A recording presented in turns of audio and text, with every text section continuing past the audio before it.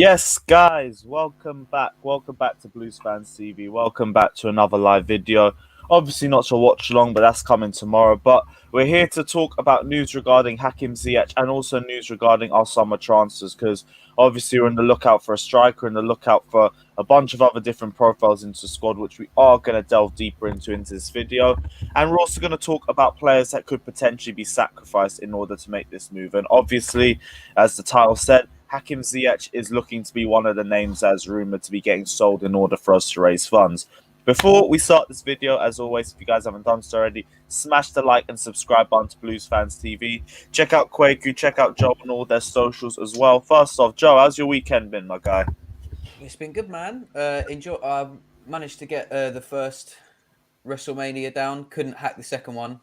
First one took it out of me. Been enjoying the football. Other than that, can't really do that much, can you? So yeah, things have only just started opening now. We were talking about earlier. What is it? Gyms, pubs, a barber's opening today. Yeah, my mum started work again today. So, jeez, love that. I'm going to give him a few days because I don't want to get a rough trim on my first day up. I'm glad to hear things are opening up and things are feeling a bit normal. Kwaku as well. Not outside the bridge this time, but what are you saying, man? I'm all good, man. Obviously, it's people calling it gym attendance day. So people are ready to go to the gym. People are happy to kind of be back out and stuff. So I'm happy, man. Obviously, Chelsea have got a big game coming up on the horizon, and it was good weekend of football as well. So I'm all good, man. I'm all good. Love to hear that. Again, guys, if you haven't done it already, smash the like and subscribe button to Blues Fans TV. Also, check out my personal channel if you guys are feeling generous as well. And yeah, we will go straight into the news. And if I can just get the photo up on the screen, because I absolutely bottled that. Hakim Ziyech, he has been told, well, sources have been saying that he's been told it would be in his best interest to leave Chelsea this summer after just one season in England. And it hasn't been the best of starts for Hakim Ziyech. Obviously, he struggled with injuries and getting back to full match sharpness as well because he hasn't had a lot of game time compared to any of the signings that we've had this season, both before he joined and since joining as well. He's had and in his time under Thomas Tuchel, he's had 6 starts and 7. He's had 7 starts and 6 games that he hasn't featured in the starting lineup. And for Chelsea, he only has 17 league appearances this season as well. And it's been a bit of a rocky start to the season for him. He started excellently with a string of man of the match performances against Burnley, against Sheffield United. No, not Sheffield United, Leeds United, and against Krasnodar in the Champions League as well. But since he got another injury and he turned back round at the start of 2021, he just hasn't really looked like the same player. And it's been a massive struggle for him trying to get back to fitness, trying to get back to form, and even trying to get back into the starting lineup now since Thomas Tuchel's joined. And now there's been a lot less attacking positions on the pitch for him to try and compete for. And that means there's a lot more players for him that he needs to compete for very limited spots as well.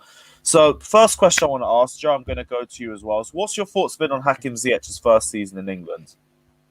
I'd say for what we know he can do, underwhelming is probably the best word I can give it because he's not been poor, but as you said, he's had his man of the match appearances, but they just haven't been consistent enough to what we're used to seeing in sort of Europe and places like that. Then again, we've seen it with our other transfers as well. He has come from a lesser intense league and is now finding it difficult to adapt to the English game, which Werner has said, which Ziyech has said. I'm sure Havertz probably agrees with them, that this league, week in, week out, is 10 times more physical than any other league they've been part of before. So I think it would be unfair to suggest that he hasn't done what we've brought him in for yet because he signed a contract. Let's, like people that want to give Werner till the end of the season, let's give him to the end of the season. The only interesting thing about the news that's coming out is that he has been told that it is within his best interest to leave. So that might sway him the way of going because if you're a football player and you're not getting the game time, that's what you want. I'm sure, I know the places in the Moroccan national team aren't tricky to get into because unfortunately, no disrespect to them, they haven't got the players that say the more intense countries do have. So I think his nationality place would be safe. But if you want to play more game time, then I think if he's been told to look elsewhere, there's no reason why he's not going to. Yeah, and this is the thing with Hakim Ziyech as well. And we said this with all of with all the signings that we had. He probably has the least amount of patience on his side because of his age.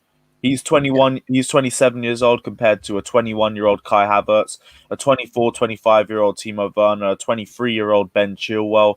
He has to start banging immediately, and he did start, but obviously because of lack of match sharpness and reoccurring injuries, he's never really had the chance to completely build on that run of form, so it's only just looked like a run of form. Kwaku, I'll turn it to you as well. Have you been impressed with Ziyech's start to England, and do you think he's even been given a fair shot this season? So Ziyech's initial start under Lampard, he started like a house on fire. He was great. We saw in the Leeds game, he was incredible. The first Leeds game of the season, and it's just funny how it came full circle in terms of the second time play against Leeds. He was very underwhelming. So it's been a tricky start for Hakim Ziyech. I personally, I'm a big fan of him. I like his attitude. I like the way that he kind of grabs the game by the scruff of the neck when he is in form. It's just that we signed Hakim Ziyech as a winger. And he is a European continental winger, but I don't necessarily think he's a Premier League winger. He's a bit diminutive. On the ball, he can be a little bit weak. And although he has those flashes of very frustrating in terms of trying the Hollywood pass, and it kind of goes out. Quick, just go back a little bit because we didn't catch that last part. Can you hear me now? Yeah, connection just faded. But do you want to go back and just say what you were saying again? Yeah, no problem. So yeah, I've been very impressed with his initial form in England in terms of Hakim Ziyech.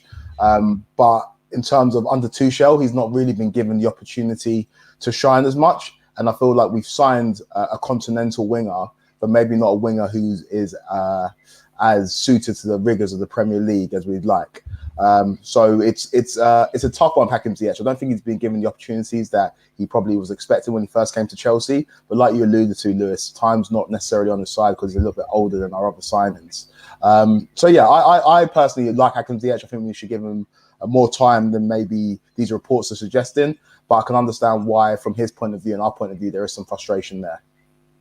Yeah, I wanted to go back to something you were saying. You said that he doesn't really look like he's fully adapted to Premier League football. And do you think that's more of a case of him, or do you think it's more of a case of the injuries that he's had and the lack of sharpness? Or do you think it's like his style of play just wouldn't translate to Premier League football in general? Or by Premier League football, do you mean our style of play as well? I know it's a lot, but like, whatever your thoughts are in it. Yeah, so I basically think that we signed Hakim Ziyech as a winger, but he's not necessarily a Premier League winger. But the biggest facet, or one of the biggest facets of Hakim Ziyech's game, is his ability to deliver the ball into the box. So it works when he's playing on the right-hand side with Reece James, who's overlapping or underlapping.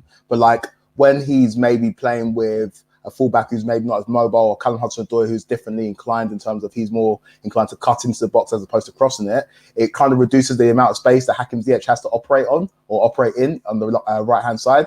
So ideally, we'd like to move Hakim Ziyech into a more central position, a massive facet of his game. And we have players like Mount and Kai Havertz who occupy those spaces on the pitch anyway. So it's a difficult one because I rate Hakim Ziyech as a player. We've seen what he can do for not only Chelsea in spits and spurts this season, but what he did for Ajax as well. So I feel like there is a player in there, but I don't necessarily think that at the moment, as we're currently constructed, he suits Tuchel's system.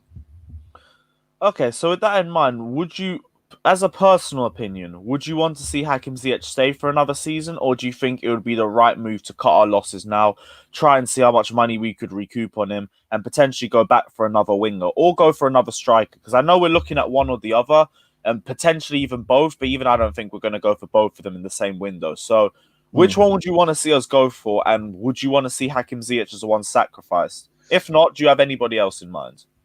No, I will retain Hakim Ziyech's services because I feel like there is a player in there. I feel like in terms of when it comes to Champions League football, where the tempo of the game maybe slows down and it's a bit more about the nuance and the kind of individual brilliance of players when you get later on in the Champions League. I think Hakim Ziyech could be an asset because that's where we want to be as a team. And I feel like when this team makes that transition, because I think next season we're going to shift from playing the back three to playing four at the back. I feel like Hakim Ziyech will have more opportunities within this team. So I definitely think retain the services for another season, see what we've got there in terms of a player, and then possibly, if next season it doesn't work, then cut out losses then. But for this season, I think keep holding Hakim Ziyech. This is the thing, and Joe, I'll come to you for your opinion as well on this, but for us, it's like we need to sell somebody, and I see one of our front line leaving in general, other than Olivier Giroud, which just looks obvious at this point. If it's not Hakim Ziyech, who do you think it would be? Because there's been questions about Timo Werner, there's been questions about Christian Pulisic as well. I think those are the only two that have had serious questions about them. But if you wouldn't sell Hakim Ziyech, keeping in mind that we need to bring in a striker and we need to bring in a winger as well, who would you want to see leave out of all of them? I'm not sure really.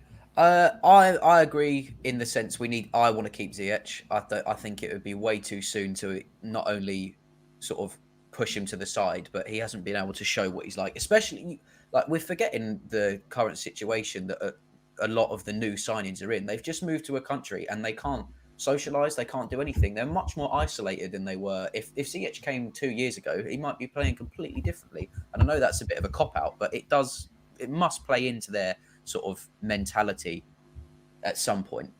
I'd like to keep him. I can't really see us selling any wingers, to be honest. I mean, and as much as I wouldn't want him to, I think because of all the talks about him possibly going to Bayern in the last couple of seasons, I think Callum Hudson-Odoi would be the only person that they would look to sell. And at this current point, I don't think Tuchel would even think about letting them try and do it because he's now become such a big part. If Lampard was still here, it might be completely different, but he's not. So you've got to face the facts that Callum Hudson-Odoi is playing a much heavier part in the side than with Tuchel. And I think if we're looking to sell anybody, it's going to have to be one of the strikers, and possibly I'm looking at Emerson. He's always like on the cards to go just because he's been on the outskirts for so long. And I know a couple of sides in Italy want him. So I probably wouldn't be looking at wingers and more so the sort of third choice wing backs or sort of defenders more so, because I think at the moment the wingers are where we're going to strive. Because you also I think Ziyech, as well as underperforming in his personal game, there's been games where he could have got 1 or 2 assists, but the final touch from our strikers has let him down. And I don't think a lot of people sort of take that into account sometimes when they're watching him play. They just go, oh, another 90 minutes where Ziyech hasn't assisted. When realistically, if we had informed strikers, he could have 1 or 2. And I genuinely think he could have 6 or 7 more assists this season if our strikers pulled the finger out a bit. Okay, so you think it's a case as well where the strikers have let him down too. And I understand that with our poor conversion rate in so many games this season, like it's easy to think that Ziyech should have a couple assists robbed too. So you'd rather see both of our strikers go and then us move for a striker. Am I correct? I wouldn't, not both strikers, but I think we need to look at the whole team and see where the pitfalls are, rather than just pick out the winger that statistically has been poor. Because there have been people with less game time than Ziyech, and that may want to leave and might be a better option. And there are people that have had more game time than Ziyech and have underperformed even more so, but they're less in the limelight because they're not one of our newest signings. So if you're looking anywhere, I think you need to look at your Emersons, you need to look at your Hudson-Odois, who I would hate to see go, but it's been on the cards before. Why would it not happen again? And, I think if we sell any of our new signings this year, I think it's not only too soon for them, but I think it's a catastrophic error on the board's point, because why would we have got them in the first place if we're not going to give them time to adjust? But isn't that the point in general? And Kwaku will come to you about this because, we'll say if we get rid of any of these signings, if we're talking about Pulisic, Werner, and Hakim Ziyech in general, then it brings the question why we brought them in the first place. But there's been questions about those three in general. Christian Pulisic has come and he's come with an obvious muscular injury record, and that hasn't left in his time at Chelsea. Timo Werner has clearly struggled in his first season adapting to Premier League football. Hakim Ziyech as well has had to deal with his struggles as well. And there's been a lot of people that have been saying as well, as soon as Kai Havertz came into the market and we realised we had a realistic chance of getting him this summer, suddenly the Hakim Ziyech deal didn't really make as much sense. So In the case of Ziyech, do you think it's more of bad timing for him, and also from the board too? Do you see all of this in general as an error from the board, or do you think this is more of a case where we have too many cooks in the kitchen? I just feel. Oh, sorry, Joe. No, you go. I'll jump on off it.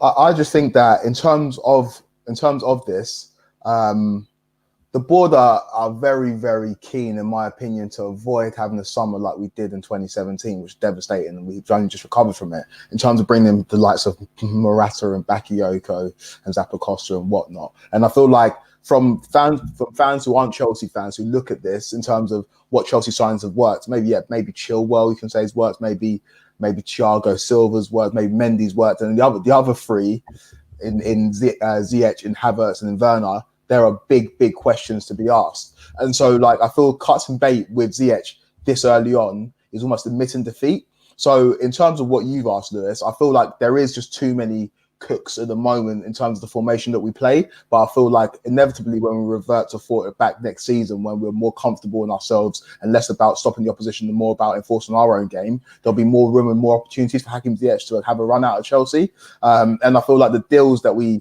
pulled off in the summer were just deals that you couldn't leave on the table. So for as cheap as we got Timo Werner, as cheap as we got Hakim Ziyech, really and truly a player of that quality and a player who had that many assists and that much effect, not in the Dutch league, but in the Champions League, to get him for what was around about 35, 40 million pounds we got him for was a snip. To get Kai Havertz, who was wanted by everybody, we had to go and get him. So I feel like these signings were almost, our hands were forced because they're such great players and they did want to come to Chelsea. So I feel like give him another season. Don't cut bait yet, because cutting bait is admitting defeat. And I feel like there is a player in both Hakim Ziyech, in Christian Pulisic, in Timo Werner, and all those players that we brought in. Okay, interesting. I like that perspective on it. Joe, talk to me as well. What's your thoughts? Well, yes, if you go in regards to a starting 11, we have got too many cooks. But you look at the best teams, and the reason they're doing so well in such a compact season is squad rotation. And if you haven't got that squad rotation, then you're not going to contend for the title anymore, which is a shame, but that is now part of the new game of football. If you haven't got 15, 16 in form, excellent players, you're not going to win. You're not going to win anything, because it's like some people. I mean, look at Pulisic. The poor guy. Has a fantastic game against Palace, and he looks like he hobbled off ever so slightly after his second goal. People like Pulisic that are quite fragile in the legs, you need a decent backup with similar qualities that can still impact your team in those ways. But having said that, when Ziyech was bought, I'm sure part of Lampard's thing was he's going to be the new playmaker. Everything's going to go through him. And that was probably what got him to the club in the first place. Then his injury happened, which was a shame. And then Lampard tried to get him back in. And then Lampard went. And now Tuchel's got him. And Tuchel he doesn't have the same foresight and the same game plan as Lampard does. Meaning that Ziyech might feel a bit ostracised compared to what he had done at the beginning of the season. So I'm not surprised he's been told it's within his best interest to go. But in regards of having too many cooks in the kitchen, I don't think you can have too many cooks at this point in the season, especially when the people that are contending for the title the most, Manchester City, who are, in my eyes, they've already won it, like everyone's. But you only have to play Fantasy Prem for 2-3 weeks and realise it's impossible to pick a three that are going to start in the midfield, because they've got that rotation, and you can replace one and bring someone as good, if not better, in some aspects, and the team doesn't look disheartened by that.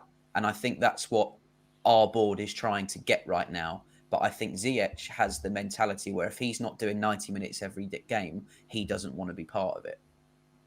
Yeah, and I can understand that as well from him, because he's gone from a club where he's been idolised. He's had the entire team flow through him in Ajax, and he's been viewed as probably the best player in Ajax. Not even in Ajax, in the Netherlands in the last 10 years. Like, they view him as one of the best players to have ever played for their club. Yeah, now he's coming to Chelsea, and guy's been treated like any average player in the squad. Like, he's been put in the same level playing field as everyone else, and it's fair enough. like the standards have risen massively from the Dutch league to the Premier League. But same way, do you feel like from him it's more of an ego thing as well? And that's not even to try and criticize him or to try and say it from a bad point of view. But if you're going from the top and being viewed as one of the best players in the country, just being any average winger at Chelsea Football Club, that's going to have an impact on you as well. Absolutely. Like, I think, you know, his type of football, this sounds like a dig, but it really isn't. If in a year's time we sold him to a team in the MLS, he'd be the best player there for 2 or 3 seasons, because it suits him more. Yeah, like the space you get in the MLS or the space you get in the Dutch league, even some of the lesser in the group stage of the Champions League games, the space he's got there is fantastic. And I think, sort of jumping the gun a bit, if you put him on against Porto, I want Pulisic to rest for tomorrow, because if he is taking knocks, he's going to be too important for the rest of the season. I think the Porto game is massive. If Ziyech starts, I think it's huge, and it could go one or two ways. And I hope it goes the way we all want, and we see him pull it out the bag like we know we have seen him do against a strong side in Porto. Meaning that if he can do it against someone like Porto, there's no reason he can't do it week in, week out. But time, like, you know, you've got to give these people time. And I don't think a lot of the fan base, sometimes including myself, depending on what mood I'm in, but we don't give people the time anymore. You know, you look at, we criticize Mourinho for bringing in Drogba. And as he literally said, you know, criticize me when he leaves the club. And I dare anyone to try now, because we gave him the time and he is Didier Drogba. He's the reason, one of the main reasons we're the club we are today. So, you know, I don't want to lose all these people. And I can see in some of the comments, the amount of people we've got on loan, surely selling 2 or 3 of them will add up rather than selling one of our big money signings. It will, but it all depends on valuation, because we can say, we can get rid of a Drinkwater, a Bakayoko, or a Zappacosta. Our problem is we're asking for a certain fee for all of them. And that's been the biggest reason last season why we couldn't get rid of any of them, especially with the impacts of the virus and everything. You might stand a better chance this year, but we need to be more realistic in our expectations for these signings, because it's clear and obvious we don't want them. So why is anyone going to pay top dollar for them? Especially when we don't even see him as that serious of a player. Kwaku, any other final thoughts as well on the Ziyech situation? I just feel like Hakim Ziyech, it's an easy story to write as well. I think it was the Dutch analyst, or his next pro, now he's an analyst, called René van der Gijp, who kind of put this out there, suggesting that it's in Ziyech's best interest to leave Chelsea because it doesn't fit Tuchel's style of play. It's an easy story to write, obviously, because he's not playing right now, and it kind of fits the narrative of, because Hakim Ziyech has a certain persona, and he kind of, I don't want to say he has an ego in a bad way, but he does have an ego. He carries himself in a certain way. So when you see him on the bench, he doesn't look happy. He's not one of these players like Kepa or like Thiago Silva who are shouting the boys on even when they're on the bench. He's just got a kind of different demeanor, so he looks like he's unhappy. And this is an easy story to write, but if I was Chelsea, I would persist with Hakim Ziyech, because there's a player in there. We've all seen it. There's a reason why we were all so excited when we brought him in. There's a reason why there were chants created for him before he'd even joined the club. We thought he was going to be this mercurial kind of player that we were kind of going to base our whole team around. And I feel like that player is still in there. And when we revert to a different formation, we have more attackers on the pitch, and when we develop a more continental style of football, which I think we inevitably will do if we want to get to where we want to get to, Hakim Ziyech will have multiple opportunities to make a stamp in the Chelsea team. So I think stay true with him and stand by Hakim Ziyech, and he will eventually come good for Chelsea. Right. Well, we will move on into the Porto preview as well. Obviously, we've got the second leg of the Champions League quarterfinals, and we are in pole position to advance to the semi-finals against either Liverpool or Real Madrid. And obviously, no one's going to be too optimistic, but we're going to look at the situation what it is. 2 away goals going into the second leg. We have no reason not to feel confident. What are your thoughts going into the game against Porto? Because it wasn't a pushover. We struggled, especially in the first half. They were running rings around us for the first 30 minutes, and it was a beautiful moment of magic from Mason Mount that started opening up the gap between the pair of us. What do you guys expect to see in the second leg, and how optimistic are you that we can see it through, or do you think Porto are going to really make us work for this one? Kwaku, I'll start with you. It's bad, but I feel like I'm almost too optimistic. I know the first leg was difficult. I know that we had to struggle at points and suffer at times. But I was very confident that we were going to go through. We're gonna get the win in that game, which we did, and we got 2 away goals. I say away goals. We're playing at a neutral stadium, and I feel like the second leg's going to go a similar way. I feel like we're going to get an early goal and kind of just see it through. The 2 key words that have been prominent since Tuchel's taken over at Chelsea is game management, and we've been excellent at that, barring the blip at West Brom or at Stamford Bridge against West Brom. We've been excellent in terms of seeing the game through, scoring the early goal. What we haven't seen from Chelsea is being able to deal with adversity. And that's the only concern that will kind of carry over from the West Brom game. So say Porto were to get an early goal, I'd love to see how we react to that and how we see that situation through. Based on what I've seen from the first leg, based on what I've seen from Porto, and based on what I've seen from Chelsea under Tuchel, I believe that we should see this game through pretty seamlessly. I think we'll get an early goal and then manage the game from there. And I expect to see kind of heavy rotation as well in terms of our players, just because our squad is so deep and there are players that need to get minutes under the belt, i.e. Thiago Silva. And I feel like we're going to go through pretty comfortably. All right, nice. Joe, as well, what is your thoughts on the Porto game? Do you feel like it's going to be a lot harder for us than we're anticipating? And what do you expect to see from Porto as well?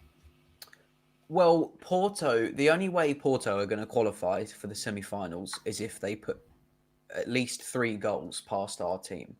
So they can't sit. I mean, they didn't sit back as much as I thought they would in the first leg, but they still did sit back a lot in comparison to what I have seen them play this season again in the Portuguese league. They can't do that. They won't qualify if they sit back. They have to come out all guns blazing. And I think if Tuchel, not saying that he won't because he's far more intelligent than I am when it comes to stuff like this, but if he realizes that they have to attack for 90 minutes or they're not qualifying, I think the people he picks should rely on their defensive duties more so than attacking, because in my eyes, we've done that. I'm not saying let's not look for another goal, because we definitely will need it. We saw what they can do against Juve. We've seen them do it in the past.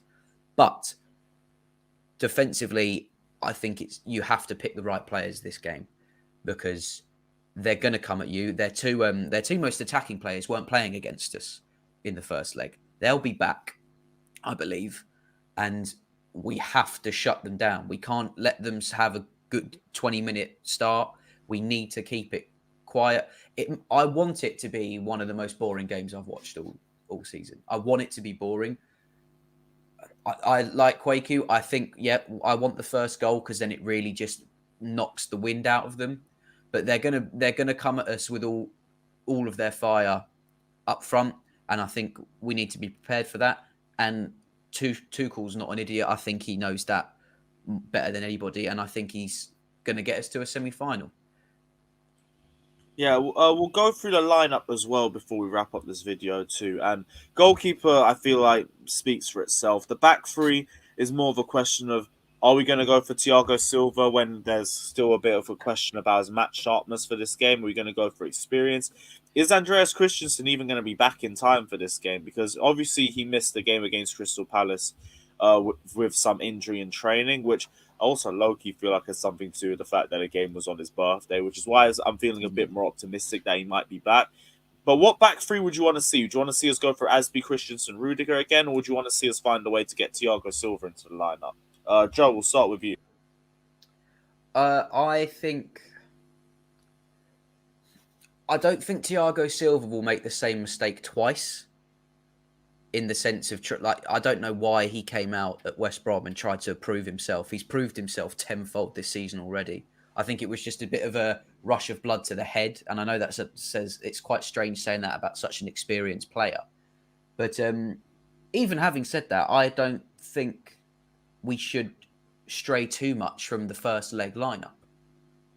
I think it would be silly to put him in when we're in such a pole position and there's no reason for him to exert himself so far. If it was already 0-0 and we were desperate to not concede an away goal, I can see the experience coming in. But our defence has been pretty locked off this whole Tuchel run. Apart from the West Brom blip, which I know we're going to have to keep bringing up because we're going to get slated for that for the next couple of Breaking years. news: Andreas Christensen has travelled with the squad to Sevilla, so he might actually be involved. I've just seen Jasper's put in as well. I was literally surfing the timeline and I saw that. So okay, so we might see Christensen starting this game then. I'd love to. I think he's literally gone from me being terrified that he's on the subs bench to being so grateful that he's part of the starting 11. He's literally, I've never seen such a drastic change in a player at Chelsea, at least to my knowledge anyway. He literally went from the most sheepest, annoying defender to have on the pitch, and now he's he's the Danish Maldini, isn't he? Sorry, I had to go on mute. I've got drilling outside my flat. Couldn't have said it better myself. Kwaku, who would you want to see in the back three? So my back three would be Dave, Thiago Silva, and Rudiger. I feel like we're going to have to get minutes under Thiago Silva's belt at some point. And I feel like the games coming up in the Premier League are critical and are very, very crucial. And we are going to need him at points because we're going to need to rotate, especially if we get deeper into the competitions that we expect to get deeper in. And I feel like this is a perfect opportunity to get minutes under Thiago Silva's belt. I feel like we're in a comfortable position. I don't feel like the drop-off between him and Christensen is that huge. It's crazy that I'm even saying there's a potential drop-off because earlier in the season you wouldn't trust Andreas Christensen with your life, and now he's kind of, like you say, the Danish Maldini. But I feel like it's perfect time to get Thiago Silva minutes. So I'll go back three of Azpilicueta, Thiago Silva, and Rudiger personally. Okay, cool. I feel like our midfield four isn't going to change. Like, I'd want to see the same two wing backs. I'd want to see Jovic in midfield. Are we all in agreement on that? You want different? Go on, Kwaku. Floor is yours.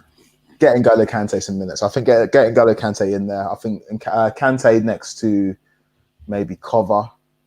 In terms of the wing backs as well, I don't know why, but I'm so confident that I feel like some rotation would do our squad good. Just in terms of squad harmony, in terms of keeping people involved.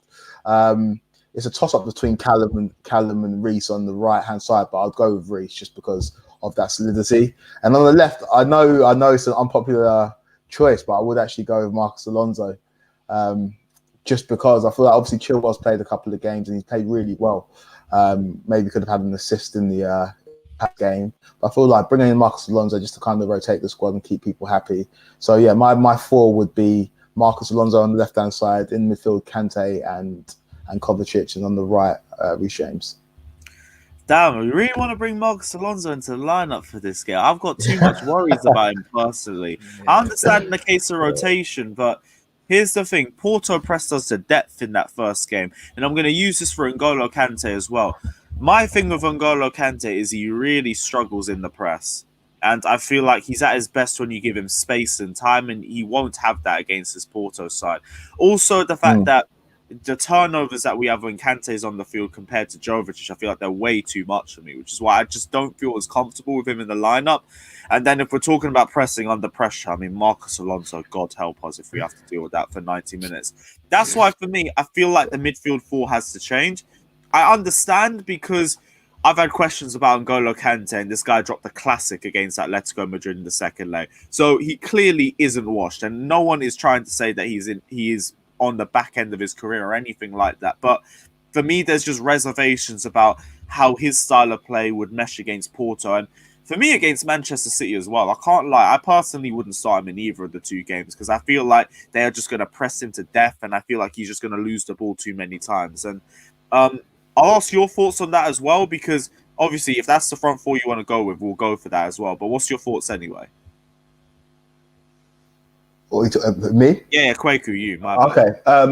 So I get what you're saying in terms of the press and in terms of the danger of Porto. I do feel like, and maybe this is me again being overconfident, I do feel like we've demoralised them, because imagine being a Porto player going into the dressing room after their game being like, we are against Chelsea, we end up losing 2-0, conceding 2 away goals. And like you rightly touched on, they're going to have to score 3 goals against us to get through. I feel like we're going to have our opportunities in this game going forward. And I feel like obviously Marcos Alonso's kind of been a bugbear of a lot of Chelsea fans. Fans are, I wouldn't even say divided. Fans just aren't a big fan of Marcos Alonso. But in a game like this, I think he could be pretty effective. And then the midfield, I understand what you're saying in terms of the turnover of possession and stuff, but I do feel like N'Golo Kante is a world-class centre midfielder, and like you say, he dropped an absolute classic against Atletico Madrid. So I feel like having him in midfield, especially if he's not going to play against City on the weekend, then I feel like bringing a bit of rotation to keep things fresh in the midfield would definitely be to our benefit. All right, cool. Final question. We'll go into the front three, and this one really is just a case of preference. Joe, I'm going to start with you. What front three would you want to see for the game tomorrow? In terms of what I saw against Palace and how we saw the impact the second goal had on Pulisic and how much longer and the importance of us getting into the top four this season, I want to see Ziyech, Mount, Havertz. The reason I paused there is because I didn't know if I wanted to go Giroud or Havertz. But if Havertz has a really good game against Palace and then gets benched, his confidence is just going to be back where it left off before he had the good game in the first place. And it's also, look, I know we keep saying it. We're 2 goals in front, and I think this game, bearing in mind what I said about them having to come out all guns blazing, there's going to be a few gaps at the back, more so than there was in the first half, in the first leg. And I think if Ziyech is on what we all know he can be, the ball's into Havertz, there's no way one of them's not ending up a goal, in my opinion, especially if Havertz keeps the drive that he had against Palace. In regards of Alonso, again, if they're going to be attacking, we need better defensive on the left side, and I in my opinion, Ben Chilwell is undroppable. I love Ben Chilwell, man. He's my favourite signing this season. I love him. And then Reece or Callum, it's sort of a 6 of one, half a dozen of the other. Really, I think they're both fantastic. Defensively, I'll probably pick Reece more so if they are going to attack like we think. Other than that, I can't really disagree with any of the picks either of you have had. It just depended on the middle. As much as I'd love Kante, again, one of my favourite players, Jovetic has worked so well. I don't think we should change it. Like if I'm using my head instead of my heart, I don't think changing it too much is a good thing. But I would like to see, Ziyech instead of Pulisic of the front three we saw against Palace. Always gotta forget I'm on mute because of the drilling. Kwaku, talk to me, man. What's your thoughts on the front three? I think Joe absolutely nailed it at the front three. I had something different in mind, but that's the perfect blend. I feel like Mason Mount is undroppable. When Mason's fit, Mason plays. He's our best player. Kai Havertz, I was originally thinking Giroud as well, but like Kai Havertz had a decent, more than decent performance against Palace on the weekend, and to drop him after having his best game in the Chelsea shirt in a significant game would not do great things for his confidence. So to see him maybe get a goal or two against Porto will sound great stead going into the City game. And then on the left-hand side or the other side, I'd like to see Hakim Ziyech. We talked about him at the beginning of this video. I feel like almost to combat the noise that's coming out right now, it would be a big statement from Tuchel to stick him in the lineup, see what he can do. I think this game will be perfectly suited for him, especially to come and do stuff. So I feel like he will find spaces and he will be able to be effective. And so the front three of Ziyech, Havertz and Mason Mount, in my opinion, works absolutely perfectly. So yeah, Joe nailed it at that one. Okay, cool. With that in mind, final question I'm going to ask to everybody. Score predictions. Joe, we're going to start with you. What do you think the score is going to be tomorrow? Ooh. I'm in two minds. I think aggregate. If you want to go exciting, I think aggregate 4-2 Chelsea, but that's going to raise my blood pressure something fierce. I'm thinking on the night 1-1, 3-1 aggregate realistically. A 3-1 aggregate. So you're looking at a 1-1 draw tomorrow. Yeah, I think so. I don't think we can't be too cautious, because if they do get 2 goals, then we have to go out all guns blazing, and then we leave the defense open. But I think they're a very strong attacking force. I know, I saw something the other day. What was it? Mendy's had 25 shots against him in the Champions League, and he saved 24 of them, or something nuts like that. So hopefully the confidence in our team that they've got in themselves proves me wrong, but I can't see Porto not scoring a goal within 3 hours of football. But yeah, my favourite ever scoreline on aggregate and in the game is 4-2. I don't know what it does to me, but I just love that score. So I think 4-2 or 3-1 aggregate to Chelsea. All right, cool. Kwaku as well. What's your thoughts, bro? Yeah, I think tomorrow's going to be pretty comfortable. I'm going a 2-0 win for Chelsea on the night, which will be 4-0 in aggregate.